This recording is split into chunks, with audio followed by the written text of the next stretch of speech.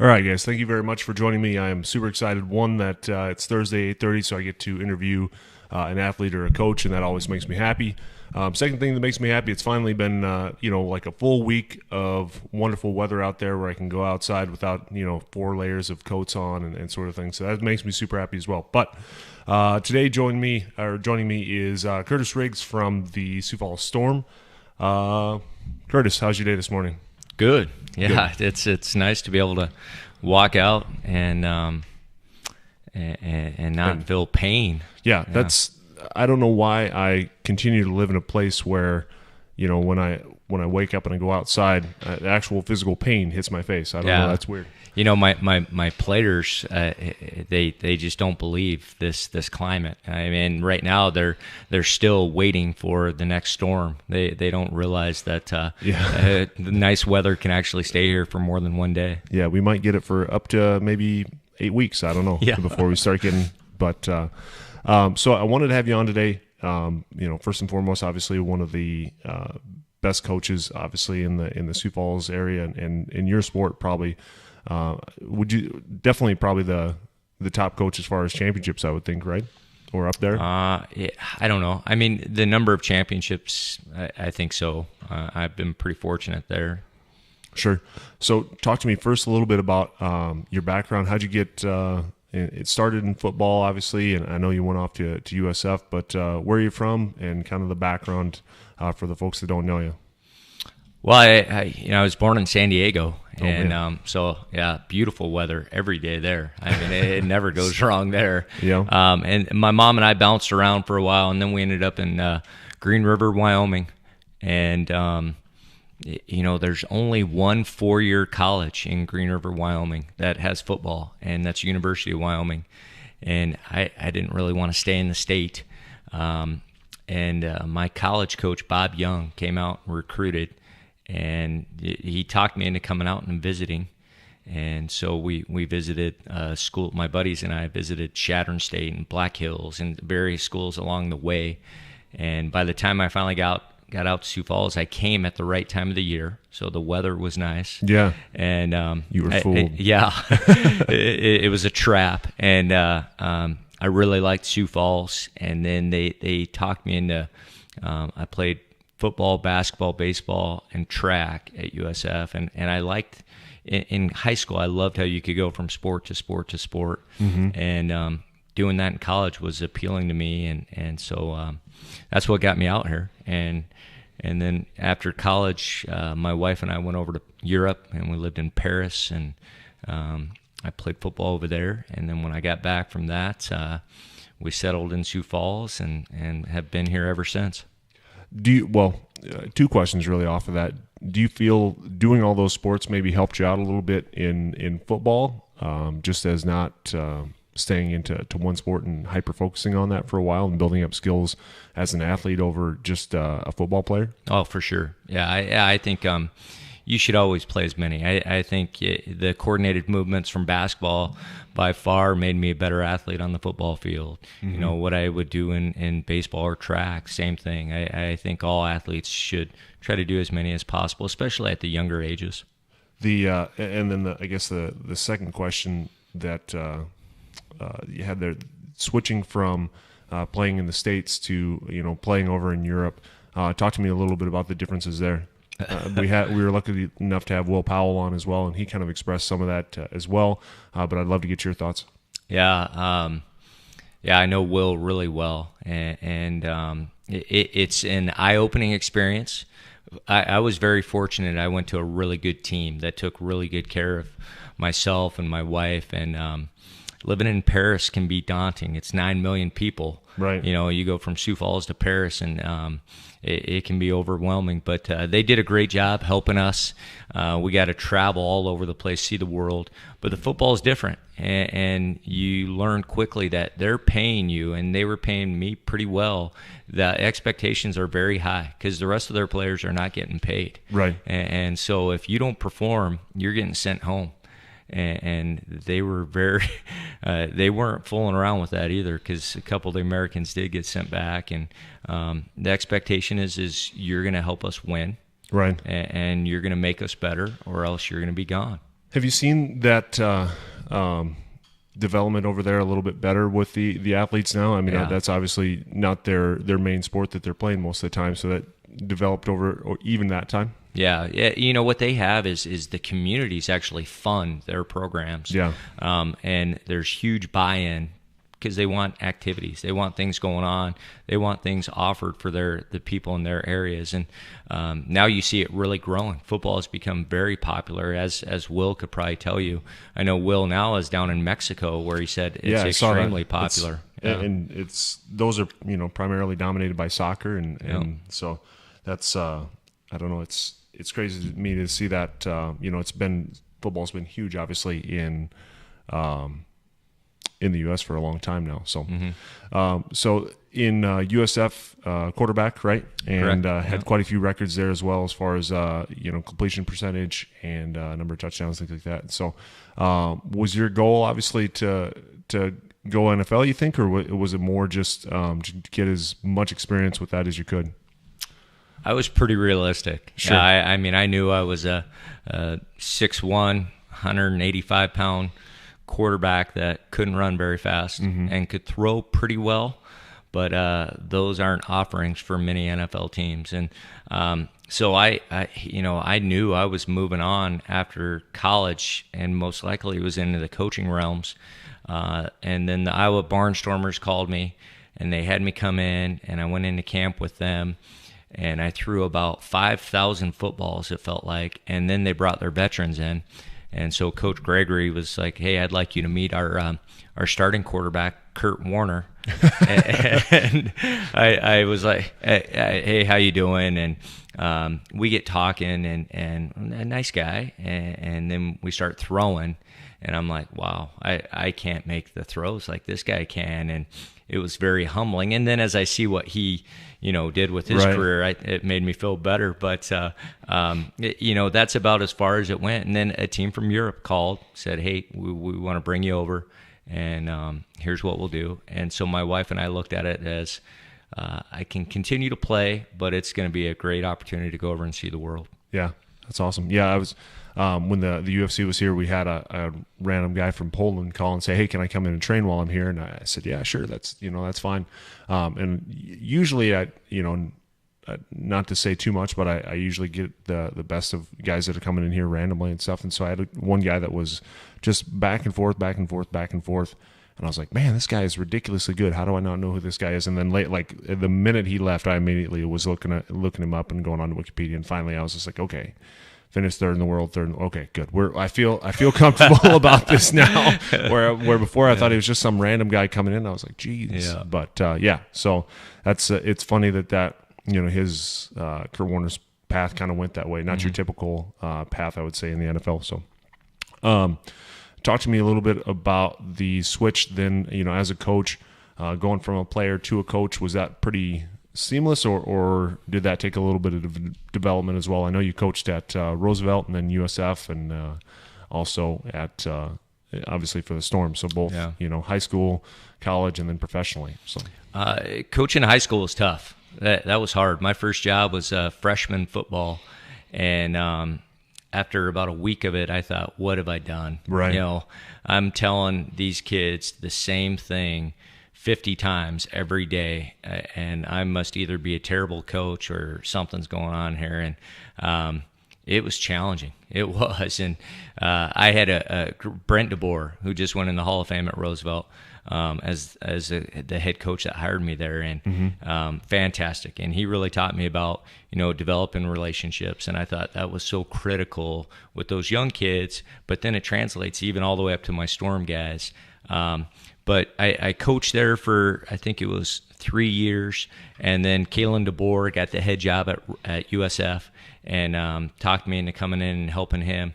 And then as I was doing that, I started coaching the Storm, and then it came to a point where I couldn't do them all, and so then I just kept coaching the Storm. After we won our third national title at USF, I stepped away from there and just focused just on the Storm, and that's what I've been doing since. Sure. And you were the quarterback coach at USF? Yep. Okay. I would say he and I would do the offense, Coach DeBoer and I. I mean, we were very close. We played together in college, and we still, he's the offensive coordinator at Fresno State now, and we talk about it every day, and we had a great group there. We had all guys that played together at USF with Kalen DeBoer, Chuck Morrell, myself, guys that knew each other well, and were able to keep doing it as we went into coaching. Yeah, it's weird that the longer I coach, the more I kind of realize that I have to develop relationships with other coaches just to be a sounding board, I think, for the most part on how to develop and even just the struggles of day-to-day coaching kind of stuff, I think. So. Yeah, I think if you try to do it yourself, you're going to struggle. It's gonna consume you. I mean, it'll just eat you up. Yeah, for sure. You'd mentioned earlier too that you do some classes at USF as well. So talk a little bit about the teacher side, I guess.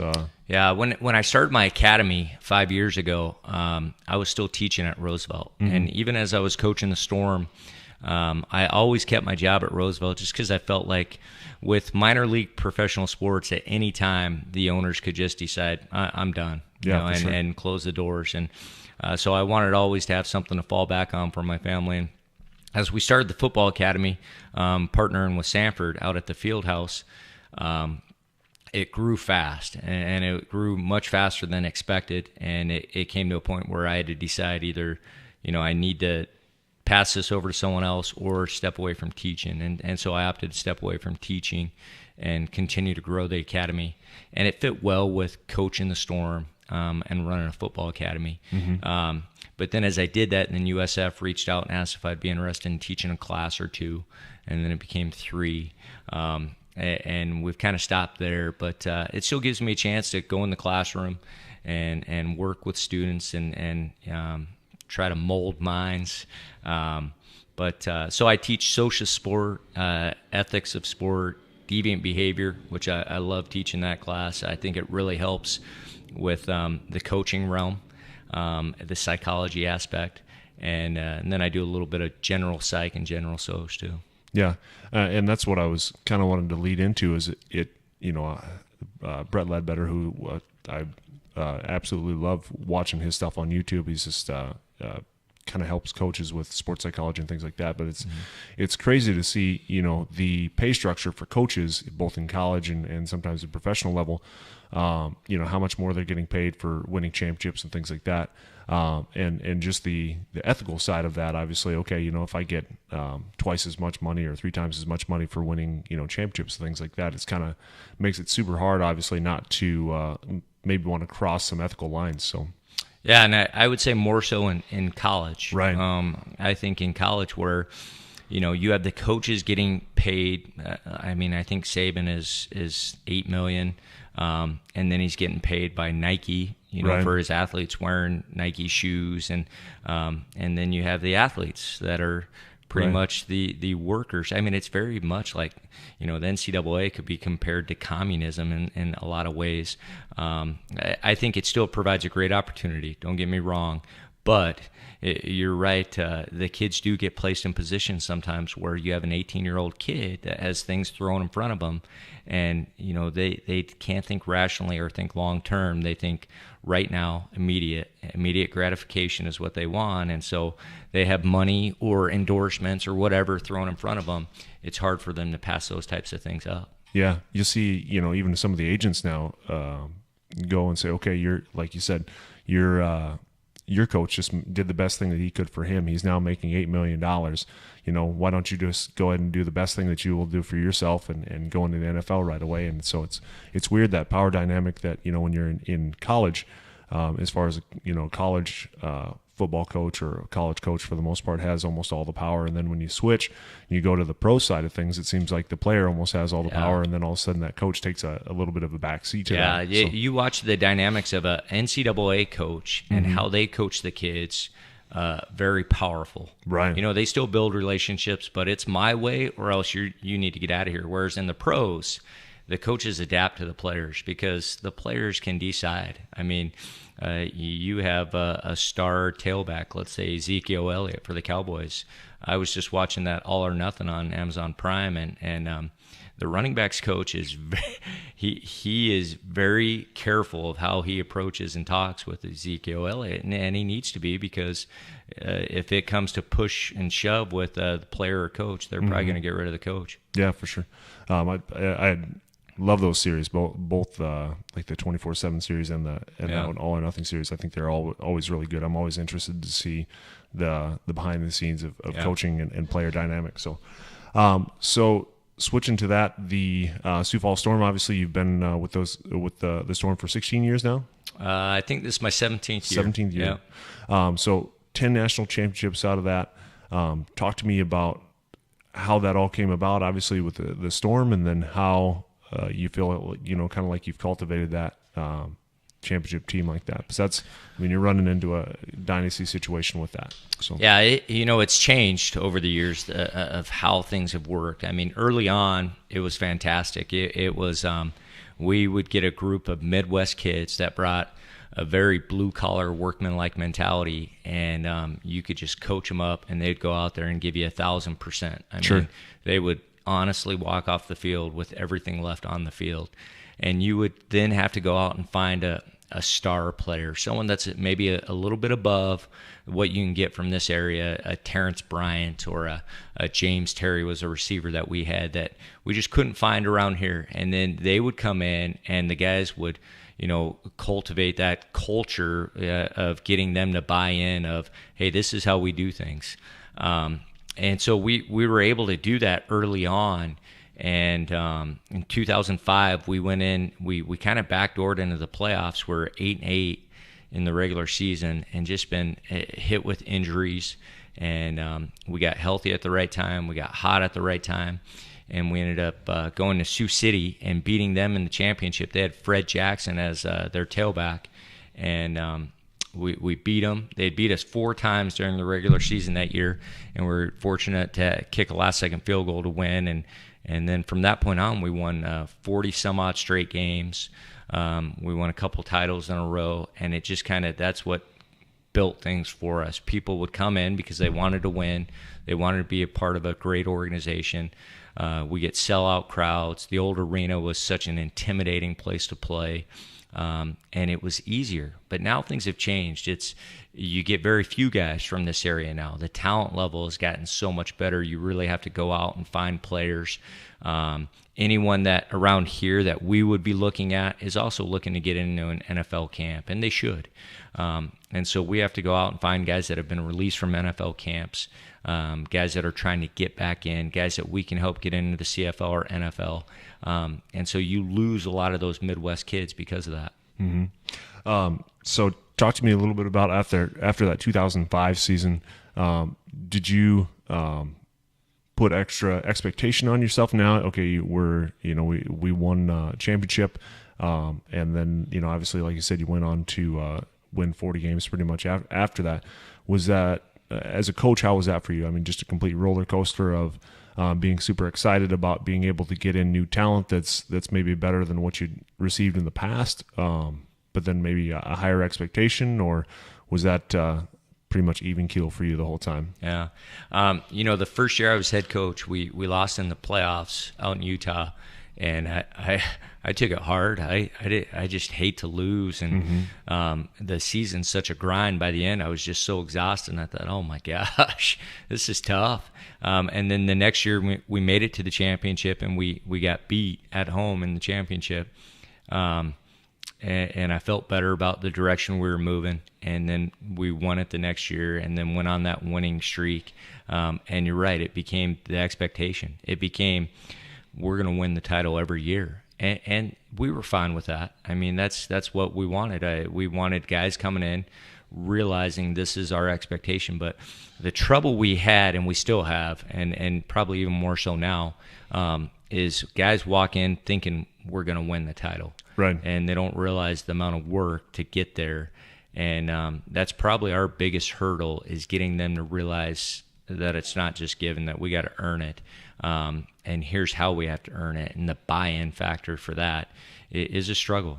Coach Brian Hermanson, my D coordinator, he and I go through this all the time, and trying to get guys to realize that we have to do this a certain way, and we need you to buy in, and not just you go out and try to be a star by yourself. And it's tough for us. It's tough because you don't have the guys from this area that the way we do things around here. You watch South Dakota State or USD or USF or Augie, is they win as a team. They don't have star players that really carry them, and we get a lot of star players now, and so we have to get them to buy into a team concept, and it takes a little bit of time. Yeah, and that's probably something that, like you said, they're not used to, because they pretty much probably wherever they've played, they've been the star, and maybe favored a little bit, I guess, for the most part. So the buy-in factor that you talk about, that how does that happen? I mean, because of I assume, do these, as far as the indoor league, do they change a lot? I mean, are you keeping athletes for quite a while, or is this something where you might have somebody for one season and then they're moving somewhere else? Yeah, well, our hope is to help them move on. We want to help guys get up. It seems like the easier gateway for us is the CFL. And we've had 2 guys already this season move up to the CFL, which is great, but then you lose those guys, right, and you got to replace them. Every player, their goal is to move up, and some, though, realize that it's not going to happen, and those are the guys that have been with us multiple years. And it used to be we would have just guys from this area, so the guys played because they loved football, and you would sprinkle in a few guys that had shots of moving up. Mm-hmm. Now it's every guy wants to move up, and we're fine with that. I mean, that's the purpose of this league. But because of that then becomes that obstacle of next year they could be gone. It's hard to build any continuity. And now you have to figure out in a short term, how do we get that buy-in rather than in a long-term factor? Yeah, it's almost reminiscent of like maybe a JUCO team where they're like, okay, we want to win, championships, because that's the best way. Obviously, if to make you look better as a player is if we win championships, you're going to get that D1 scholarship from somewhere else. So. And speaking of, we talked about those series, Last Chance U. Yeah. That's. We have guys from that school, and, really? And I didn't. My guys were talking about the show, and after they were talking about it, I went on and watched it, and after I watched it, I a whole new appreciation for my players and where they come from, what they deal with, and the approach that coaches take with them, and it was pretty eye-opening, but I gained a better understanding of the perception that a lot of these kids have is their ticket out of wherever they're at is to get in the NFL. Mm-hmm. And then we try to really help our guys realize that there's more than football, that, hey, become a member of the community, put yourself out there. Doors will open if you're able to be willing to help in different ways. And a lot of our guys have done a nice job becoming members of the Sioux Falls community. Yeah, I'm going to talk with Alan Bertram about that a little later today. But just that character development of, okay, you're, even on the best of terms, maybe your pro career is going to be 10, 15, years. And that, like I said, that would be on a great term. But then obviously you've got the next probably 40 years of your life, and what are you going to do with that, and using things that you've learned in football to push that on further a little bit. So yeah, and it's hard. It's hard for the guys to realize that, because that's all they've known is I'm the best athlete. Everyone's catered to me. This is my meal ticket, and then it's hard for them to see beyond that. So as far as your coaching style, you talked about Last Chance U. Is it similar to a buddy on there, or is it a little bit more methodical? How would you describe your coaching philosophy and your coaching style? I think you have to relate with players, and you handle players differently. There's no way I could handle the kids at Roosevelt the same way I handle the guys for the Storm, and same in between with the college kids at USF. And even my guys for the Storm, there's certain guys you can yell at and get after, and they can handle it, and it helps them. And there's certain guys that if you yell at them, they're going to shut down. I mean, right. James Terry, the best receiver probably to play indoor football, if you yelled at him, he was shutting down. But if you went in and just tried to talk to him and get him to respond and see what's going on, because he had such a high football IQ, he was all in. He would give you everything he had, and I think you have to figure out what are those ways to mend and work with the athletes. Yeah, for me, it seems like the guys that are already trying super hard and are super critical of themselves are the guys that you can't yell at. I mean, they're already beating themselves up 12 times in their head, and so if you do that, I mean, that's just another voice that they're getting inside of their head that's already probably pretty prevalent in there. And to that point, you work harder at trying to get them to realize they're going to make mistakes and quit being so self-critical, because that's what's tearing them down. Mm-hmm. Yeah, for sure. So a little bit of the change in the indoor football league. I think you guys, before, you were in the CIFL, right? And then, or CFI. Yeah, it's like an acronym. CIF. Yeah. Okay. CIF, right? We've been all over. When I first started, we went in it was called the NIFL. No, I'm sorry. We went IFL, which was Kellen Winslow Sr. was the commissioner, and one guy owned all the teams, 28 teams. He owned them all. Oh, wow. And then he sold, and they created the NIFL, and then that got to where there was 40-some teams throughout the nation, and it was too big. The travel was too much. The budgets couldn't, they couldn't hack it. So then they formed a regional league called the UIF. That was Midwest teams, a busing league, and very competitive. It was great. We would go down to Omaha, and we would have 7 busloads of fans go down from Sioux Falls to watch. We'd go to Sioux City, and you would just get a packed house. It was fantastic. But then that, too, they let more teams in, and it became the IFL then, and we joined with teams from Texas, and it grew. Well, then we left and went to the CIF. And the CIF was a league that we never even played a game in. We verbally committed to the league, and then as we saw how things were they were putting all kinds of limitations on us, like you can't carry so many guys from your roster. Here's how many players you can have with any experience, because they were fearful we would come into their league and really control the league. And as we started to see these limitations, we thought this isn't the best fit for us, and so we just came right back to the IFL, and that's where we've been for quite a few years now. So obviously on the season, you guys are 6-2 this year. So you got a game this Saturday, and then so the 2 losses so far is Arizona. That's a relatively new team, right? I think. Well, you guys, I mean, they're a power. They're new in our league. Yep. They were a powerhouse in the Arena League. The thing that's great about, I wish we could play them every week. I mean, because it's a game where you're going to have to give everything you have to beat them, and it's one where you have to play at a higher level. And I think that's what's fantastic about athletics. And we beat them the first time, but they beat us the last 2, and they got after us. And so it's great to have someone that challenges us, pushes us, and gives us a plateau that we need to get to. Yeah, and it seems like it's kind of shaping up for that, maybe for the championship again this year. So hopefully that ends up being a great game both for you guys and for everybody involved. So so talk to me a little bit about your player development camp and program, and the differences between coaching maybe there and developing players in your program. Yeah, the academy is something that I was resistant to doing, and Nate White and actually Matt Wilbur, the head basketball coach at Dakota Wesleyan, he was running the basketball academy at Sanford, and they talked me into coming out and seeing the field house. I had not seen it; it was just being built, and I walked in and like, oh my gosh! And then Nate White can be extremely persuasive, and just talked about we need to partner and do this, and so I committed, and it really blew up fast. And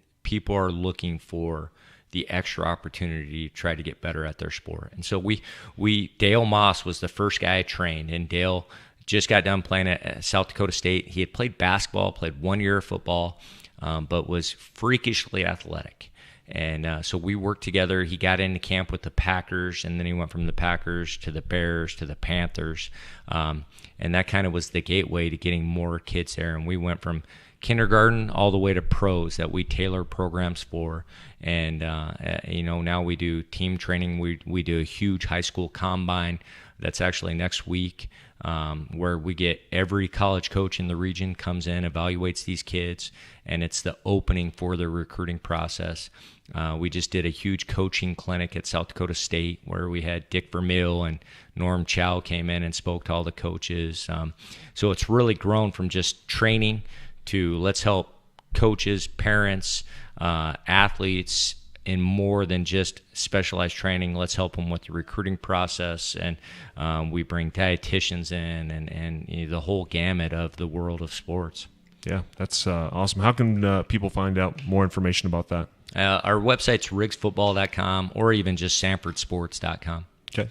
And then obviously Sioux Falls Storm, how can they find out more information about that? I mean, I try to go to a game or two every year, obviously, but if people haven't been there, I think Sioux Falls has really supported the team. But for those of you that don't know, I guess. Yeah, thankfully, we have 2 home games coming up finally on Saturday nights. And we had to play some games on Monday night, one because of that big storm we had. Mm-hmm. And it's tough. It's really hard. But the Premier Center's so busy. But finally, we play the Barnstormers Saturday night. That'll be a really good game. And they have a really good team. And just go to SiouxFallsStorm.com or Ticketmaster also. And then a couple questions here. One from one of our sponsors, by the way. Thank you, Team Howe and Science Nutrition. This one's actually from Team Howe. What is your proudest moment as a coach, and what would you tell younger up-and-coming coaches as advice? That's hard. It's a loaded question. Yeah. We've talked about what's the greatest championship or proudest moment. Some of my players will always ask, and